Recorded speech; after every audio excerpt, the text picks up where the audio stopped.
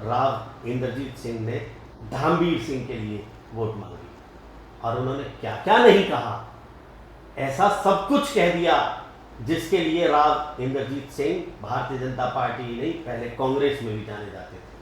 आज भिवानी महेंद्रगढ़ सीट पर राव इंद्रजीत सिंह ने एक तरह से फिजा ही बदल दी। नरेंद्र मोदी ये जानते हैं कि राव इंद्रजीत सिंह ही अहीरवाल के सच्चे और बड़े नेता हैं। जो जानकारी है वो 3 दिन तक एक पदाधिकारी, भारतीय जनता पार्टी का पदाधिकारी दबाए रखा। उन्होंने भारतीय जनता पार्टी के जिला के पदाधिकारियों से भी कहा कि भाई सुनो, तुम्हारी टिकट तो ली है लेकिन तुम्हारी पार्टी की टिकट नहीं है, ये मोदी ने हमें चुनाव लड़ाया है। कि कांग्रेस के लोग ये दावा कर रहे हैं कि इस बार मुख्यमंत्री भूपेंद्र सिंह हुड्डा बनेंगे, लेकिन देखते हैं मुख्यमंत्री वो कैसे बनते हैं। दोस्तों नमस्कार। एक खबर अहीरवाल से है। अहीरवाल में 4 मई को जब भारतीय जनता पार्टी के प्रत्याशी धर्मवीर सिंह ने अपना नामांकन दर्ज किया था, तो उस दिन पूरे मीडिया में एक खबर, सबसे बड़ी बलवती खबर थी, और वो खबर ये थी कि राव इंद्रजीत सिंह उस नामांकन पत्र दाखिल करने के कार्यक्रम में नहीं पहुंचे। और इसका अर्थ यह लगाया जा रहा था, जो भारतीय जनता पार्टी के अंदर राव इंद्रजीत सिंह के विरोधी हैं, उन्होंने यह प्रचार किया कि राव को अहीरवाल के लोगों ने मना कर दिया कि इस बार यह चुनाव महेंद्रगढ़ बनाम भिवानी है, इसलिए महेंद्रगढ़ जिला के या अहीरवाल के व्यक्ति को रावदान सिंह का विरोध, जो रावदान सिंह कांग्रेस के प्रत्याशी हैं, उनका विरोध नहीं करना चाहिए।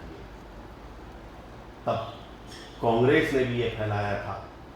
लेकिन आज 13 मई को जिस तरीके से अहीरवाल में एक बड़े हुजूम के सामने राव इंद्रजीत सिंह अपने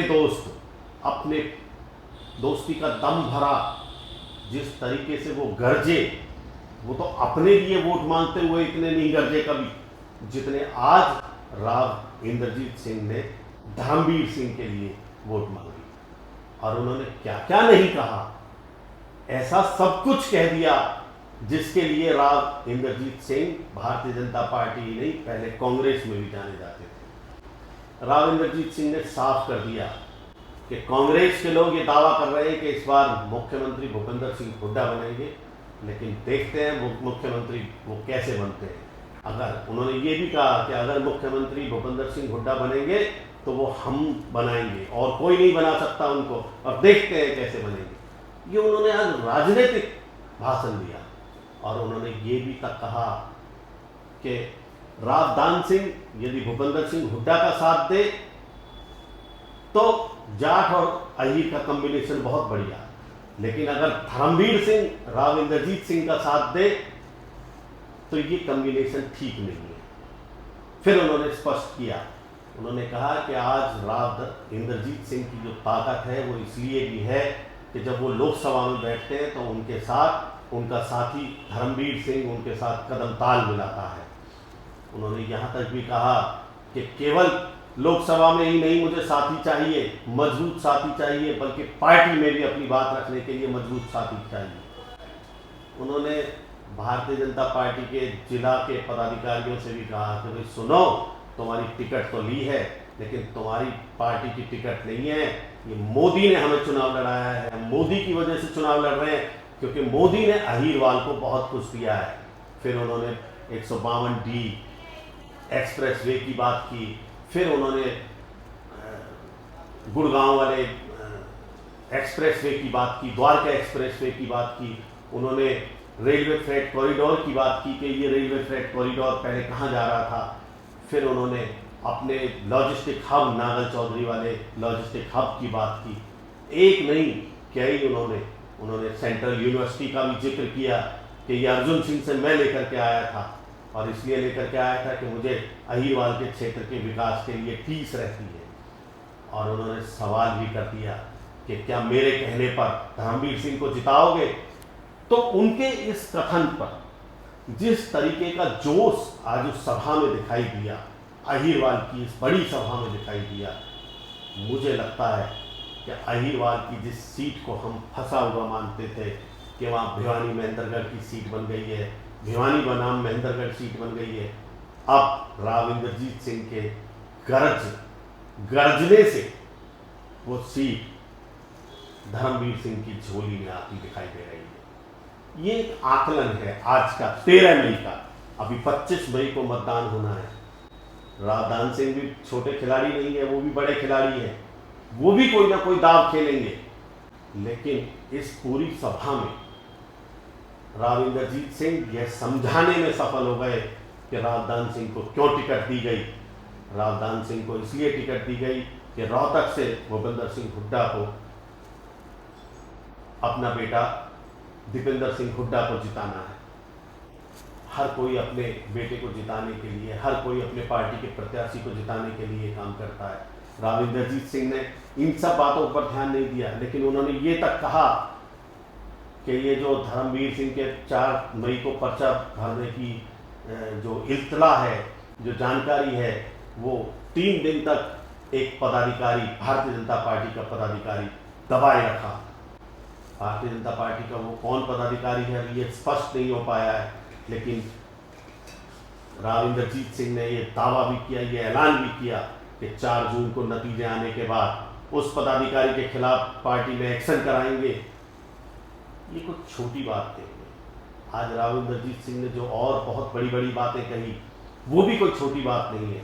उन्होंने कहा कि आज जो सत्ता में बैठे हुए लोग हैं उनमें बदलाव होगा, भारतीय जनता पार्टी में भी बदलाव होगा। भारतीय जनता पार्टी में आज जो बड़े ओहदे पर बैठे हैं उनको भी बदला जाएगा। सत्ता उनके नज़दीक रहेगी और वो सत्ता के नज़दीक रहने के बाद डेवलपमेंट कराएंगे, जिस तरीके से पिछले 10 साल में उन्होंने डेवलपमेंट की। राव इंद्रजीत सिंह का ये जो गरजना था, ये यूं ही नहीं था। इसके पीछे की हम कहानी बताते हैं। 2014 में तो राव इंद्रजीत सिंह और धर्मवीर सिंह दोनों के दोनों कांग्रेस को छोड़ करके, भूपेंद्र सिंह हुड्डा को साथ छोड़ करके और भारतीय जनता पार्टी में आए थे। उसके बाद दोनों की दोस्ती, एक इनके तीसरे साथी सोनीपत के रमेश कौशिक भी बने। इस बार उन्हें टिकट नहीं मिली, लेकिन राव इंद्रजीत सिंह 2019 में धर्मवीर सिंह जब थोड़ा सा पसुपेश में थे कि भाई मैं टिकट लोकसभा की लूँ या विधानसभा लड़ूँ, मैं विधानसभा लड़ूँ या लोकसभा लड़ूँ, तब राव इंद्रजीत सिंह ने कहा कि धर्मवीर सिंह चुनाव लड़ेगा और उसको जिताने की जिम्मेदारी मेरी। तब तत्कालीन भारतीय जनता पार्टी के प्रदेश प्रभारी डॉक्टर अनिल जैन को राव इंद्रजीत सिंह ने ये समझाया था कि राव इंद्रजीत सिंह इसे धर्मवीर को जिता करके लाएगा, टिकट दो। 2019 में हालांकि राव इंद्रजीत सिंह को ऐसे गरजने की जरूरत नहीं पड़ी, क्योंकि तब पुलवामा था, तब मोदी की और लहर थी। लेकिन आज जब राव दान सिंह धर्मवीर सिंह के सामने खड़े कर दिए गए, तो जब चुनाव फंसा हुआ नजर आया, तो राव इंद्रजीत सिंह ने अपनी दोस्ती का धर्म निभाते हुए यहाँ तक कह दिया कि धर्मवीर सिंह भी मेरे साथ कंधे से कंधा मिला करके खड़ा रहता है। धर्मवीर सिंह का साथ मुझे चाहिए और मेरे लोग जितने भी हैं, मेरे लोग, उन्होंने पार्टी की बात नहीं की, उन्होंने कहा मेरे लोग जितने भी हैं जो मुझे चाहते हैं, मुझे अपना हमसफर मानते हैं, वो धर्मवीर सिंह को जिता करके भेजें। और उन्होंने जो बदलाव की बात की, उस बदलाव को भी कोई छोटे में नहीं आंका जा सकता। उस बदलाव को इसलिए छोटे में आंका नहीं जा सकता कि राव इंद्रजीत सिंह अहीरवाल की कम से कम 1 दर्जन सीट पर प्रभाव रखते हैं। राव इंद्रजीत सिंह यदि अहीरवाल में कोई चक्री घुमा देते हैं, तो भारतीय जनता पार्टी के खिलाफ अगर चक्री घुमा देते हैं तो वो 12 सीट साफ हो जाती है। अगर राव इंद्रजीत सिंह कांग्रेस के खिलाफ चक्री घुमा देते हैं तो वो 12 के 12 सीट विधानसभा की कांग्रेस के खिलाफ हो जाती है। राव इंद्रजीत सिंह अहीरवाल के न सिर्फ राजा हैं बल्कि मजबूत नेता हैं। यह बात कोई नई नहीं है, क्योंकि केंद्र में प्रधानमंत्री, भारत सरकार के प्रधानमंत्री, देश के प्रधानमंत्री नरेंद्र मोदी इस बात को बखूबी जानते हैं। नरेंद्र मोदी ये जानते हैं कि राव इंद्रजीत सिंह ही अहीरवाल के सच्चे और बड़े नेता हैं। और आज जो उनकी गर्जना थी, फिर उस गर्जना के बाद, एक एक शब्द के बाद, एक एक लाइन के बाद, जिस तरीके से आज पब्लिक का रेस्पॉन्स था, जनता का रेस्पॉन्स था, वो देखने लायक था। उतरा हुआ धर्मवीर सिंह का चेहरा खिलखिला उठा था, कार्यकर्ताओं में जोश भर गए। और मैंने जैसा पहले कहा कि राव इंद्रजीत सिंह ऐसे वोट तो गुड़गांव में भी नहीं मांग रहे अपने लिए, जैसे आज उन्होंने अपने दोस्त धर्मवीर सिंह के लिए अहिरवाल में मांगी। उन्होंने भीतरघात की भी बात की। उन्होंने ये बहुत स्पष्ट कर दिया कि वो काम के बूते पर वोट मांग रहे हैं, काम के बूते पर वोट मांग रहे हैं। उन्होंने आज कांग्रेस को इस बात के लिए भी घेरा कि कांग्रेस के राज में नौकरियां केवल रोहतक, सिरसा और हिसार में दे दी जाती थी, लेकिन भारतीय जनता पार्टी के शासन में जो नौकरियां थी वो पूरे अहिरवाल को मिली है। अहिरवाल में क्योंकि शैक्षणिक दृष्टिकोण से अहिरवाल काफ़ी सशक्त है, इसलिए वहाँ मिली है नौकरियां। आज भिवानी महेंद्रगढ़ सीट पर राव इंद्रजीत सिंह ने एक तरह से फिजा ही बदल दी है। एम्स बड़ी मुश्किल के बाद जब नटनिया नाट रहे थे कि हमारे साथ गलत फैसला करवा दिया, नहीं हो सकता एम्स, और उसके बावजूद लेकर के आया। कौन लेकर आया?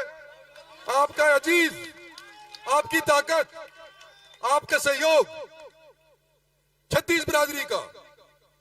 अगर मेरी आवाज के अंदर दम है तो आप लोग मेरे पीछे खड़े हो, नू जाकर के मेरी आवाज में दम है, नहीं तो मैं भी फुस हो लिया था।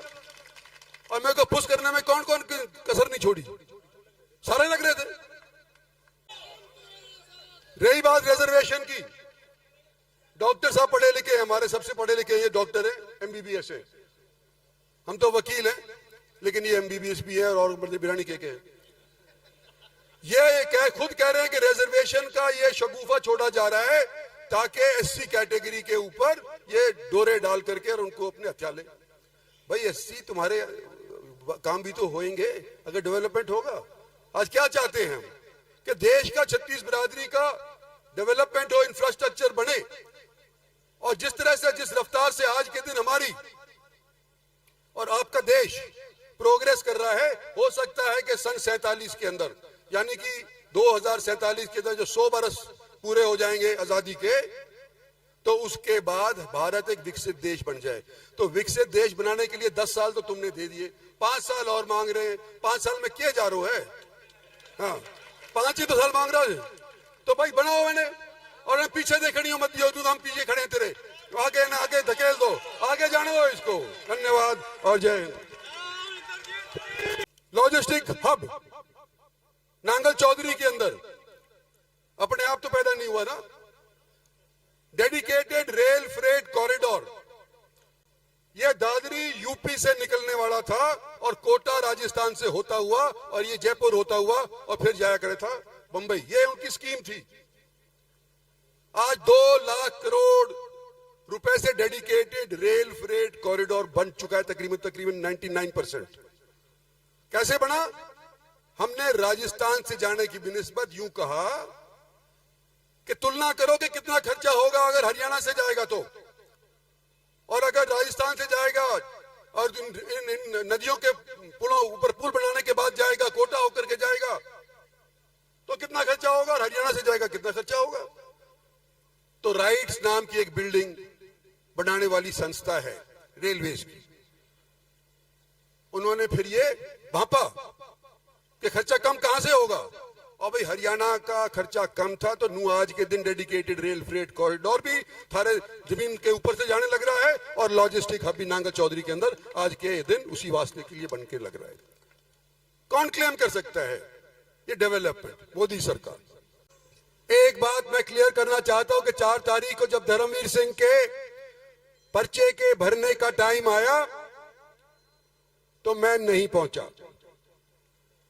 और भरम लोगों के अंदर डाल दिया कि इंद्रजीत सिंह तो बिरादरीवाद के अंदर फंस गया और ये तो धर्मवीर को जिताना ही नहीं चाहता। आज ऐलानिया मैं कहता हूं कि ये इसलिए आया हूं कि धर्मवीर को जिताने के लिए आया हूं। किसी भी सूरत के अंदर आपके सहयोग के बिना धर्मवीर नहीं जीत सकता, और मैं आपका अजीज हूं, साथियों, हम सफर रहा हूं। आपकी आवाज को मैंने बुलंद किया है। आज के दिन मैं आपको यूं कहता हूं कि अगर दान सिंह जीतता है तो वो चौधरी भूपेंद्र सिंह हुड्डा के साथ जाके मिल जाता है, तो सारे राजी कि भाई अहीर की जाट से मीटिंग हो गई, बहुत बढ़िया बात। और अगर जाट मेरे साथ दे देता है धर्मवीर नहीं गलत, तो धर्मवीर मेरे साथ खड़ा रहा है कि नहीं खड़ा, ये बताओ मेरे को। तो जब धर्मवीर मेरे साथ खड़ा हो सकता है, दान सिंह हुड्डा के साथ खड़ा हो सकता है, तो तुम्हारी वोट कहां जानी चाहिए जब मैं पूछ रहा हूं। तो आज मैं धर्मवीर सिंह को ये बात क्लियर करना चाहता हूं कि आपका वो आप अगर मेरे को टेलीफोन नहीं करते 3 की रात को, तो मुझे तो मालूम ही नहीं था कि 4 तारीख को तुम पर्चा भर रहे हो। और हमारी पार्टी के बड़े बड़े नेता, हमारा प्रधान भी बैठा है यहाँ पे, हमारे पार्टी के और एक बड़े बड़े नेता हैं, एमपी भी रह लिए, शायद फिर हैं, बन गए। उनका जिम्मा है 10 की 10 लोकसभा सीट जिताने का, और उनको 3 दिन मिले थे कि इंद्रजीत सिंह को खबर करो कि 4 तारीख को धर्मवीर अपना पर्चा भर रहा है।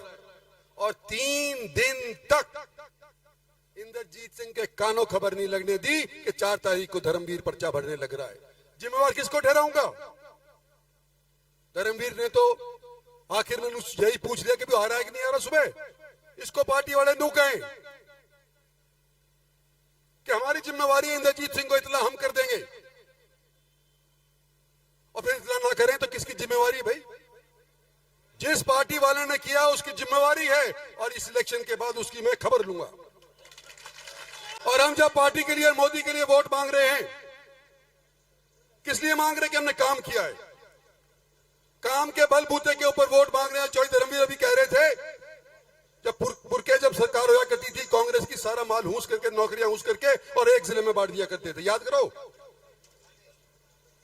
और क्या वही स्थिति दोबारा चाहते हो? जब परिवर्तन हो चुका है, जब सेंट्रल यूनिवर्सिटी हमारी यहां की, याद करो कि अर्जुन सिंह हुआ करते थे हमारे उस टाइम के अंदर, कांग्रेस के अंदर ह्यूमन रिसोर्स डेवलपमेंट के मंत्री, और मैं एमएलए हुआ करता था, छोटा सा एमपी हुआ करता था, मंत्री नहीं बनाया था मेरे को दूसरी बार में। एमपी के तौर के ऊपर ये लड़ करके रोहतक नहीं जाने दी भाई, मैंने उन्हें लाके टेकी जाटपाड़ी में यूनिवर्सिटी। और कोई कहे कि हमने करवाई, मैं करवाई, अर्जुन सिंह को मैं लेकर के आया था। ये काम किया है हमने तुम्हारे लिए। और यहां का ये हाईवे, क्या बोलते हैं, ग्रीनफील्ड हाईवे, 9,000 करोड़ का, 152D। कई लोग तो चाहे थे कि ये होए ही नहीं। किसने करवाया? नितिन गडकरी ने, हरियाणा के बीचों बीच काट करके, और चंडीगढ़ का सफर 3 घंटे कम कर दिया कि नहीं कर दिया? किसने करवाया? भारत सरकार ने कराया, मोदी सरकार ने कराया, नितिन गडकरी ने कराया। भारतीय जनता पार्टी के अंदर परिवर्तन होगा। जो लोग आज बड़े बड़े ओहदों के ऊपर बैठे हैं, ये जरूरी नहीं कि आगे भी यही उसी तरह से बैठे रहेंगे, लेकिन हमने पार्टी के अंदर अनुशासन लाना है। और पार्टी के अंदर अनुशासन लाने की मुझे एक आध सहयोगी तो छोड़ो के दो, अकेला नहीं लड़ सकता, मुझे साथी चाहिए, लोकसभा में भी चाहिए, पार्टी में भी चाहिए, इसको चाहिए। और भाई पार्टी वालों, आपकी पार्टी से हम टिकट लड़ रहे हैं, मोदी की वजह से हम टिकट लड़ रहे हैं। मोदी जी ने टिकट दिया तो मुझे केबरा टिकट ही ना मिलता। आज मैं ये पूछना चाहता हूं, कितने पार्टी के लोग यहां पर नीचे बैठे, जो पार्टी के पदाधिकारी हैं, और कितने लोग अपने साथ लाए हो? तो मेरा पार्टी ना, मैं पार्टी के पूछूं यो की प्रधान की। तो जब ये पार्टी वाला स्टेज पे कितना बैठा है, भूतपूर्व प्रधान सारा के सारा उड़े बैठे हैं भाई, इनका बस की नहीं है। यह इलेक्शन जिताना है, तुमने जिताना होगा, नरवीर ने, 36 बिरादरी ने, अकेला पार्टी के बस के लिए नहीं है। और मैं आज आपको कहता हूं, आपका अजीज रहा हूं, आपका हमसफर रहा हूं, आपका साथी रहूंगा।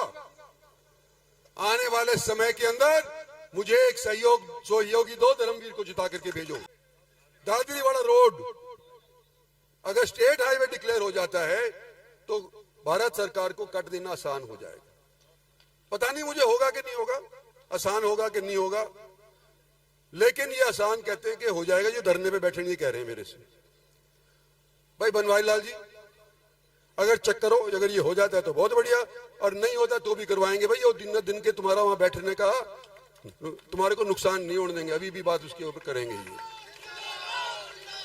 पर उसके लिए मैं नहीं कर सकता, हमारा एमपी जब भी कहेगा जब भी तो बात बढ़ेगी। ये मोटी मोटी बात आपसे कहनी थी भैया। देखो ये सारे काम आप लाए, लेकिन धर्मवीर को भी तो आप ही लेके आए हो। वो मैं कह दी ना कि धर्मवीर मेरे साथ रहा और धर्म सिंह मैं बनाया, मेरे को छोड़ के भाग गया, है कि नहीं? जो मेरे साथ जो करतूत होती रहती है, और मैं जो कहूँ कि जो मेरा रिश्तेदार और जो मेरी बिरादरी का मेरी गैल रहेगा ना रहा, और ये मेरा ना रिश्तेदार और ना मेरी बिरादरी का, और ये मेरी गैल रहे फिरता हूं, है? और हम दोनों मिल करके भैया 4 चांद लगा देंगे डेवलपमेंट के अंदर। इसलिए आपसे कह रहे हैं कि हमारे को वोट दो। लॉजिस्टिक हब नांगल चौधरी के अंदर अपने आप तो पैदा नहीं हुआ ना। डेडिकेटेड रेल फ्रेट कॉरिडोर, यह दादरी यूपी से निकलने वाला था और कोटा राजस्थान से होता हुआ और ये जयपुर होता हुआ और फिर जाया करे था बंबई। ये उनकी स्कीम थी। आज 2 लाख करोड़ रुपए से डेडिकेटेड रेल फ्रेट कॉरिडोर बन चुका है, तकरीबन 99%। कैसे बना? हमने राजस्थान से जाने की बिनिस्बत यूं कहा कि तुलना करो कि कितना खर्चा होगा अगर हरियाणा से जाएगा तो, और अगर राजस्थान से जाएगा और इन नदियों के पुलों ऊपर पुल बनाने के बाद जाएगा, कोटा होकर के जाएगा, तो कितना खर्चा होगा, और हरियाणा से जाएगा कितना खर्चा होगा।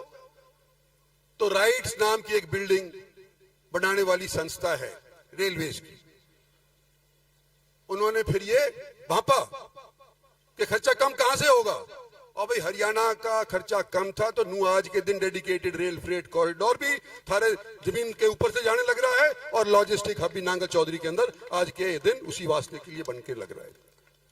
कौन क्लेम कर सकता है ये डेवलपमेंट? मोदी सरकार। भारतीय जनता पार्टी के अंदर परिवर्तन होगा। जो लोग आज बड़े बड़े ओहदों के ऊपर बैठे हैं, ये जरूरी नहीं कि आगे भी ये उसी तरह से बैठे रहेंगे, लेकिन हमने पार्टी के अनुशासन लाना है, और पार्टी के अंदर अनुशासन लाने की मुझे एक आध सहयोगी तो छोड़ो के दो, अकेला नहीं लड़ सकता, मुझे साथी चाहिए, लोकसभा में भी चाहिए, पार्टी में भी चाहिए, इसको चाहिए। और भाई पार्टी वालों, आपकी पार्टी से हम टिकट लड़ रहे हैं, मोदी की वजह से हम टिकट लड़ रहे हैं। मोदी जी ने टिकट दिया तो मुझे केबरा टिकट ही ना मिलता। आज मैं ये पूछना चाहता हूं, कितने पार्टी के लोग यहां पर नीचे बैठे जो पार्टी के पदाधिकारी हैं, और कितने लोग अपने साथ लाए हो? तो मेरा पार्टी ना, मैं पार्टी के पूछूं यो की प्रधान की, तो जब ये पार्टी वाला पूरे स्टेज पे कितना बैठा है, भूतपूर्व प्रधान सारा के सारा उड़े बैठे हैं। भाई इनका बस की नहीं है, यह इलेक्शन जिताना है, तुमने जिताना होगा, नरवीर ने, 36 बिरादरी ने, अकेला पार्टी के बस के लिए नहीं है। और मैं आज आपको कहता हूं, आपका अजीज रहा हूं, आपका हमसफर रहा हूं, आपका साथी रहूंगा। आने वाले समय के अंदर मुझे एक सहयोगी दो, धर्मवीर को जिता करके भेजो। और हम जब पार्टी के लिए, मोदी के लिए वोट मांग रहे हैं, किस लिए मांग रहे हैं? कि हमने काम किया है, काम के बलबूते के ऊपर वोट मांग रहे हैं। चौधरी धर्मवीर अभी कह रहे थे, जब सरकार होया करती थी कांग्रेस की, सारा माल हूस करके, नौकरियां हूस करके और एक जिले में बांट दिया करते थे, याद करो। और क्या वही स्थिति दोबारा चाहते हो? जब परिवर्तन हो चुका है, जब सेंट्रल यूनिवर्सिटी हमारी यहां की, याद करो कि अर्जुन सिंह हुआ करते थे हमारे उस टाइम के अंदर कांग्रेस के अंदर ह्यूमन रिसोर्स डेवलपमेंट के मंत्री, और मैं एमएलए हुआ करता था, छोटा सा एमपी हुआ करता था, मंत्री नहीं बनाया था मेरे को दूसरी बार में। एमपी के तौर के ऊपर ये लड़ करके रोहतक नहीं जाने दी भाई, मैंने उरे लाके टेक दी जाटपाड़ी में यूनिवर्सिटी, और कोई कहे कि हमने करवाई, मैं करवाई, अर्जुन सिंह को मैं लेकर के आया था।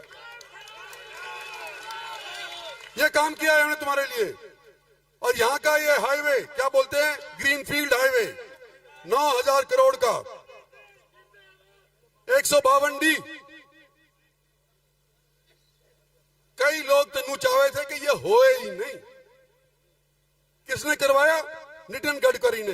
हरियाणा के बीचों बीच काट करके और चंडीगढ़ का सफर 3 घंटे कम कर दिया कि नहीं कर दिया? किसने करवाया? भारत सरकार ने कराया, मोदी सरकार ने कराया, नितिन गडकरी ने कराया।